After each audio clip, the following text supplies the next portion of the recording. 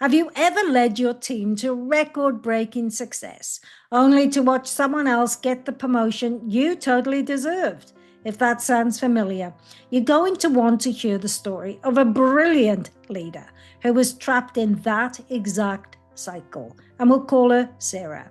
Now, Sarah was a powerhouse, a senior leader at a fast-growing tech company, and her team consistently crushed it, outperforming every other department. They hit their targets, morale was through the roof, and by any real measure, she was a rock star. Yet, when a director role opened up, a role she was perfect for, a role she'd been working towards for years, her name wasn't even on the shortlist. They gave it to an external hire, someone with less experience and far less impressive track record. Sarah was devastated, but honestly, she was mostly confused. She was doing the work, she was getting the results. Why wasn't she being seen? This isn't just Sarah's story, it's frustrating and it's reality for so many women. Despite all the talk of progress, women are still not getting the top jobs. Sarah realized her fantastic results weren't enough. The problem wasn't her performance, it was her visibility and her credibility. She was seen as a great manager, but not as a leader. What if the very things that make you a good and diligent employee are the exact things holding you back from a promotion? So she had to ask herself some tough questions. And in answering those questions, she found 5 small but powerful shifts in her behavior that completely changed her career. Are you interested? Now, these are the 5 behaviors that took her from invisible to indispensable, finally earning the credibility she'd worked for a long time. So let's break down the 5 specific behaviors she embedded to go from overlooked to undeniable. So we're going to start with high relational empathy. All right, her first big shift, moving from being purely transactional to deeply relational. Sarah, like a lot of high achievers, thought being all business was a sign of strength. She kept conversations short, focused only on tasks, and kept a professional distance. She thought this made her look efficient. And the reality was it made her seem cold and unapproachable. And her team respected her brain, but they didn't feel connected to her vision. The shift was to embed what researchers call high relational empathy.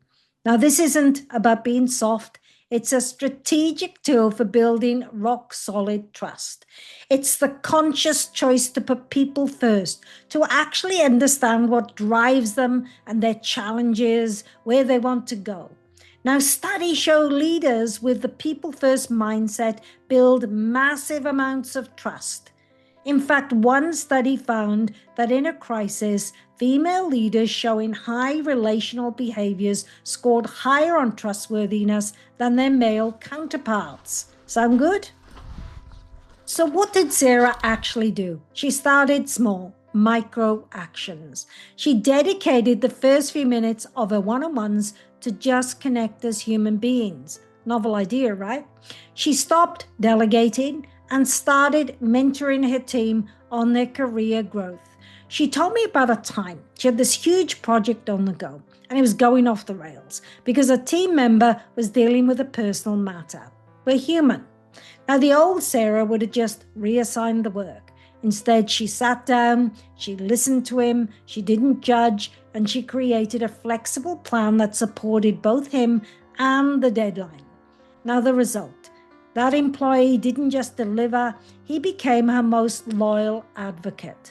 He saw that she cared about him as a person, not a cog in a wheel, and by showing empathy, she didn't lose authority, she gained a level of loyalty. But you can't get that from a spreadsheet, right? See, she built a team that would walk through fire for her, and other leaders started to notice the incredible culture she was building. Now let's move to section 2, authentic vulnerability. This is the second action she took. Now this one is tough maybe the hardest for inspiring leaders to get right. For years, Sarah had bought into the woman of steel myth. She felt she had to be invincible, have all the answers, and never ever show a crack in her armor. Ever felt like that? I know I have. See, she was terrified that admitting a mistake or just saying I don't know would destroy her authority. But that constant performance of perfection was exhausting. Worse, it created a culture where her own team was scared to take risks or admit they needed help. The shift was realizing that vulnerability isn't weakness. It's the bedrock of trust and innovation. When a leader shows they're human, they give everyone else permission to be human. It creates psychological safety, which research shows us is the secret sauce for high-performing teams.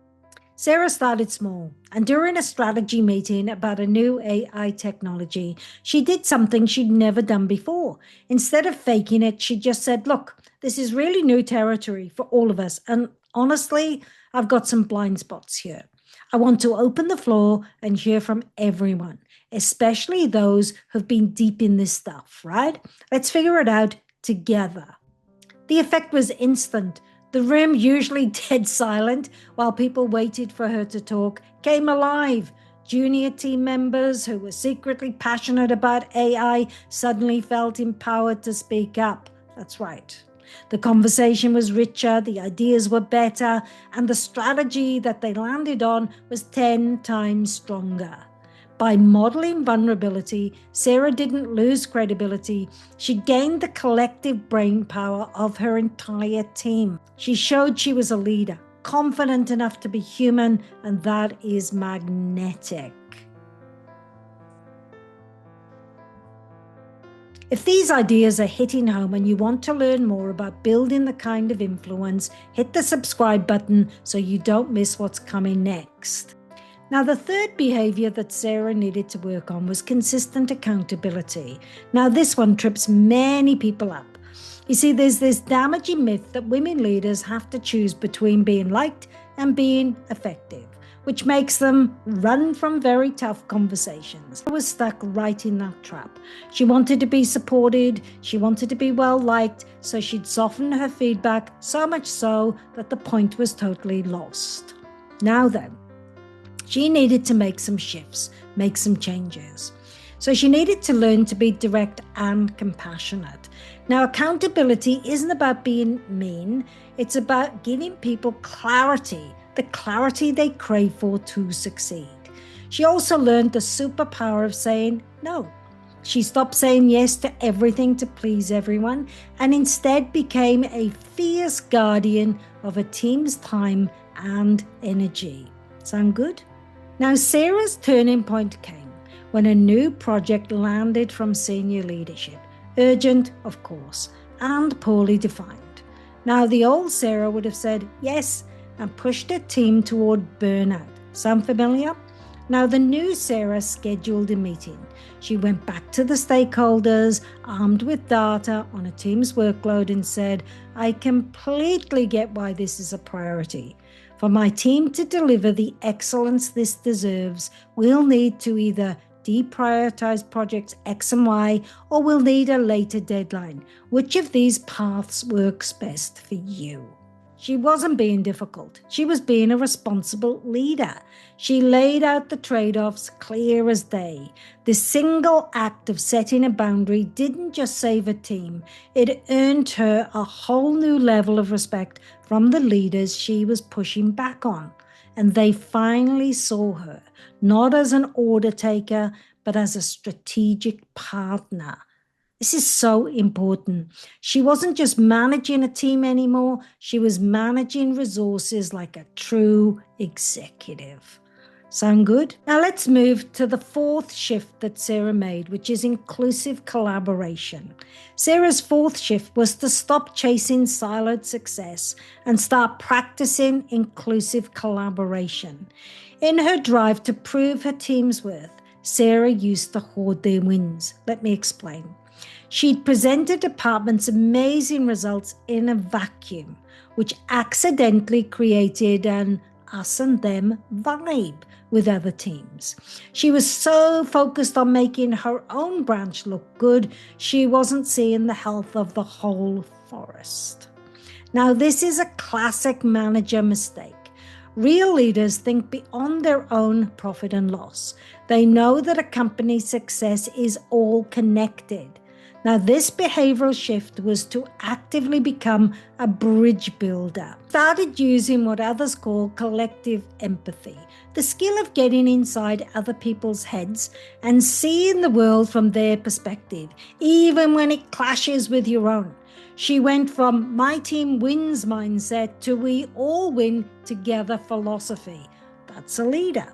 She started to proactively set up meetings with other department heads, not to ask for anything, but just to understand their goals and their headaches. She looked for chances to create cross-functional projects, and when her team created a brilliant new process, instead of keeping it a secret, she worked with other directors to pilot it in their department and made sure to share the credit when it succeeded.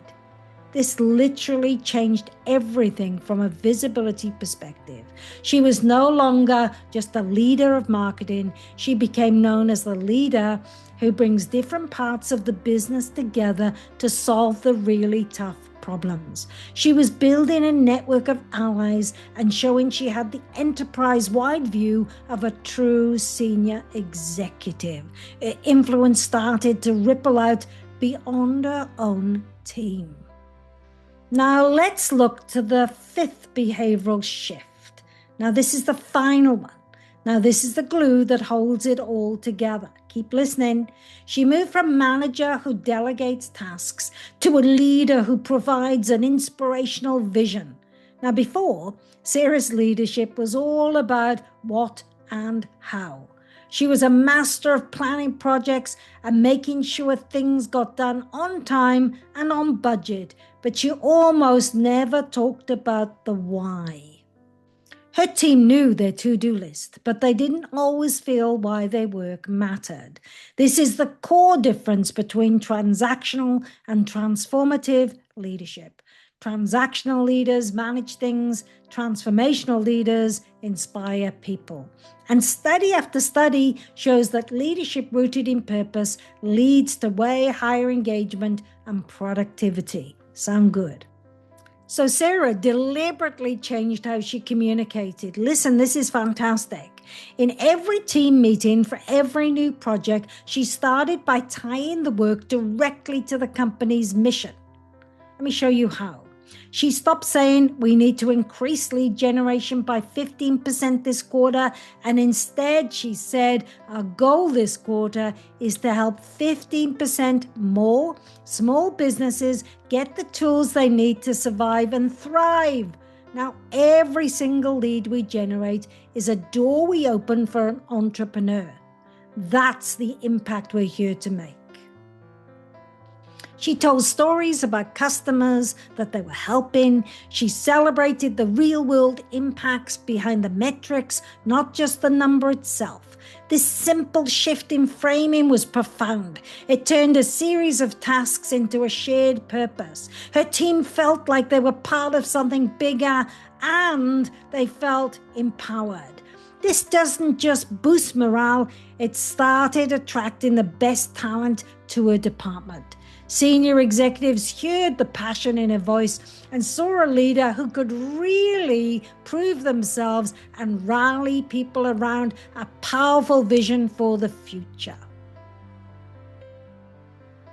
So, what happened to Sarah? After spending about a year consciously embedding these 5 behaviors, high relational empathy, authentic vulnerability, consistent accountability, and inclusive collaboration, and finally inspirational vision, everything changed. She wasn't just seen as a competent director anymore. She was seen as a force, a trusted advisor, a strategic, influential leader. Let's recap the 5 behaviors. First, she stopped being transactional and started building trust through high relational empathy. Second, she dropped the Woman of Steel Act and embraced authentic vulnerability. And third, she learned to enforce consistent accountability with both directness and care. And fourth, she broke down silos and became a bridge builder through inclusive collaboration. And fifth, she stopped just managing tasks and started leading with an inspirational vision. These aren't just corporate buzzwords, they are concrete actions that build the one thing that truly matters in your career: credibility. Now, I want to hear from you. Which of these 5 behaviors feels like the biggest challenge in your workplace and why?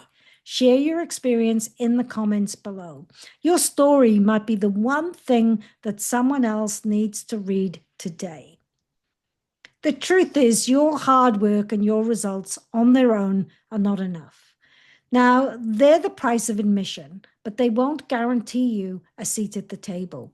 Your credibility will. Stop waiting to be noticed and start being undeniable. If you want to hear more, subscribe to my channel.